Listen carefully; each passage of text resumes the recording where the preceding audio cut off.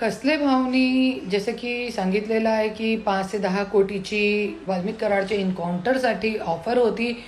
तो 5 से 10 क्या 20, 30, 50 कोटी पण ऑफर देऊ शकतात. क्योंकि आज किती जरी केला तो आज पोलीस लोकांकडे सगळे लोकांची कुंडली असते. आणि कसले भाऊ जे म्हणताय गृहमंत्री साहेबांना ते सगळी गोष्टीची चौकशी करायला पाहिजे. किती सत्य आहे, किती इसमें खरं आहे, किती खोटं आहे, सगळे लोकांच्या समोर आणावं लागेल आणि याच्यावरती कारवाई करावं लागेल. ज्या ज्या लोकांच्या तो नाव घेत आहे त्या लोकांवरती कारवाई करणे गरजेचे आहे आज.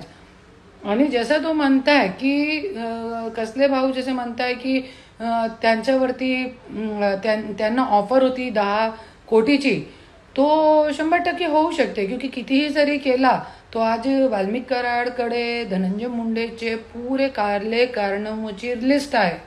तो 100% असा होऊ शकता मला असं वाटते. क्योंकि पोलीस अधिकाऱ्यांना हाताखाली घेऊन दबावाखाली घेऊन तुमच्या ट्रान्सफर इधर करून टाकू तिथे करून टाकू हे सगळे दबावाखाली काम करावं लागते.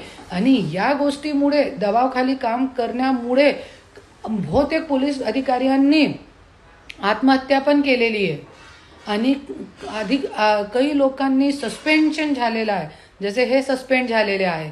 आणि मी असं पण म्हणते की जे कसले भाऊ आहे असे खरे अधिकाऱ्यांना तुम्ही परत नोकरीवरती घ्या आणि न्याय करा त्यांच्यासोबत.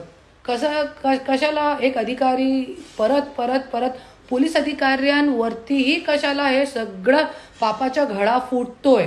एक मंत्रीचा राजीनामा होत नाही, त्यांची आमदारकी जात नाही, पण दरवेळे काय पण झाला पोलीस अधिकाऱ्यांच्या तुम्ही